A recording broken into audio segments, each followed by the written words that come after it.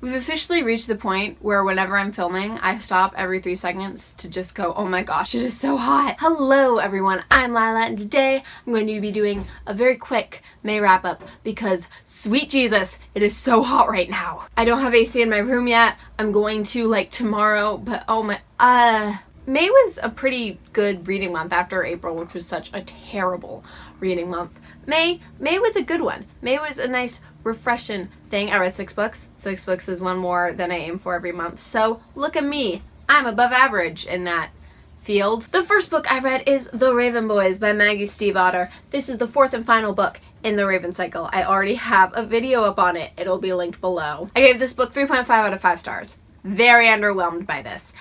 There was a new character just sort of thrown in there that I liked, but just didn't really match with the rest of the characters who we had known for 4 books. My favorite character in this series is completely ignored for the majority of the book, the vast majority. I loved one of the romances, but the other romance just sort of fell flat for some reason. Can you shut up, Plane? Ending was incredibly underwhelming.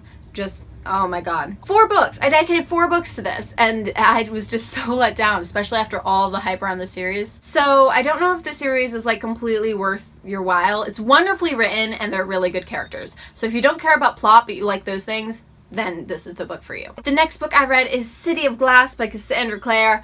I had some pretty high expectations for this book. Not high expectations, but there was a lot riding on this. Everyone says, oh, if you didn't like the first 2 books in the series, you'll really love this one. I didn't like the first 2 books in the series, and I didn't love this one. It was better. It was definitely a lot better. The plot in this one was just a lot more happening. There was less world building. There was still like some info dump scenes, but not as many as in the first 2 books. Still don't care about the main romance, like in the slightest. So that wasn't great. The action scenes were exciting. They were in the first 2 books too, so those were nice. But the rest of it was just sort of meh. So I believe I gave this 3 or 4 stars, like maybe 3.5. Just cause I don't know. I liked it, but I did not love it. And especially because there's so much hype around the series, just I don't understand. Is it the rest of the series? Is it the last half? Is that the good part? Because people say that the first book is great, and I did not like the first book at all. Cassandra Clare's writing is just so weak. So weak. The next book I read is Maud Martha by Gwendolyn Brooks. Maybe I'll put it on this side. Who knows? Maybe it'll be in both places. This was a signed reading, but it was a signed reading that I actually really like. Maud Martha was written back in the 40s, I believe it is. It's basically like 30 years of this black woman's life during that time. It ranges from when she's 6 to when she's like mid-30s. It's really well written, and it's written in a really interesting style. Gwendolyn Brooks definitely just, her writing is fantastic. The plot was nothing special, but it was also really short. It was like less than 200 pages, so there wasn't that much dwelling in the plot. It was really all just the writing and then character and then more of the writing. It focused a lot less on plot and a lot more on like Maud Martha thinking about stuff and like her struggles with family and growing up and her race and her gender and all that kind of stuff. I enjoyed it. I enjoyed it a lot more than most of my school reading. So I believe I gave it like 3, maybe 4 out of 5 stars. The next book I read is one that I should have read a long time ago, and that is Throne of Glass by Sarah J. Maas. Yep, I finally read it. This was on my TBR for this summer, and so I was like, oh yeah, maybe I'll pick it up in like July, whatever, and as soon as I finished filming that, I just picked this up again for some reason. I also made a review on this. It's not out yet. When it is out, I may remember to link it, but I probably won't, so if you want to see my review, maybe it's out now. Search for it. I gave this 4 out of 5 stars. It was definitely better than I was expecting. It took me a while to get into this book. I tried like 5 times before I actually made it past the first 50 pages. I really liked Selena as a character. I liked a lot of the other characters. I like that there is a strong female friendship in this. I'm not a huge fan of the love triangle, but I also don't hate it. So, you know, and not too much time is spent dwelling on it. Like, what I don't like about love triangles is when the main character spends all their time dwelling on who do I pick, and Selena doesn't do that, so that's good. I had a couple problems with it, which was mostly just in the mechanics of the writing, and then also some of the more important parts seemed sort of swept on over, but I am excited to keep reading and to discover more about this world and these characters, and everyone loves the series, and now I sort of understand why. What did my voice just do? Then I read The Heir by Kiera Cass, which I think I gave 2.5 out of 5 stars, maybe 3 stars. I don't like this book. Oh my god. I also made a review on this. It's also not out. Maybe I will also link it, but I probably won't, knowing me. This is the 4th book in the Selection series.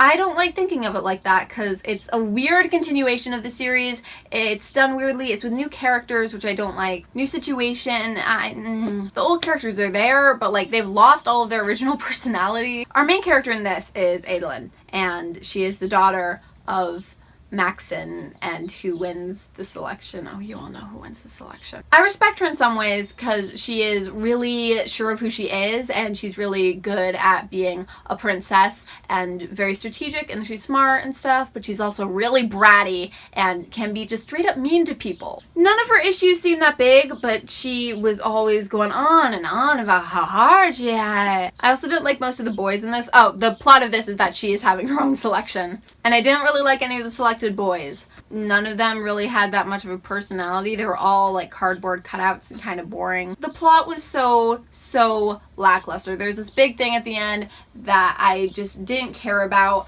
I didn't care about any of the big things. Oh, this was so boring. But Kiera Cass's writing is so easy to read that just I kept reading. I kept reading. This is the equivalent of reality TV in books.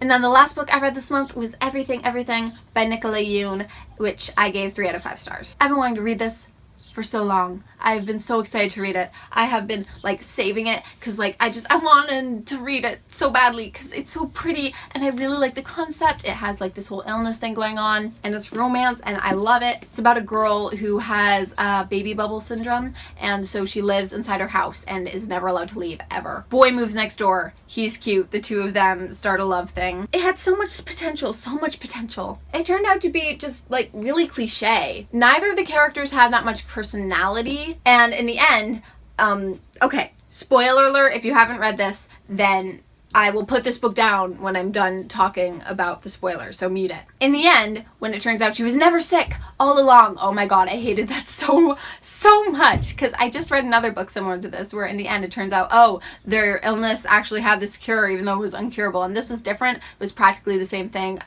Part of the reason I like reading these books is because I want to learn more about the illnesses, and it's not realistic where in the end it turns out, oh, never had the illness all along, oh, there was this cure the entire time, oh, all you had to do was like love really hard and then you could overcome the illness. No, it was stupid. Her mom never showed any signs of being mentally ill beforehand, so it wasn't really foreshadowed, and it was stupid. It was stupid. Other than that, I just didn't really feel much romance between the two main characters, and it was honestly pretty insta-love. So, you know, this book, 3 stars. 3 stars. I'm sad. Because I really wanted to like it. I did really like the writing. The writing was very nice. It had lots of doodly elements and things like lists and such, which I always like in books. I might pick up her next book. I don't know.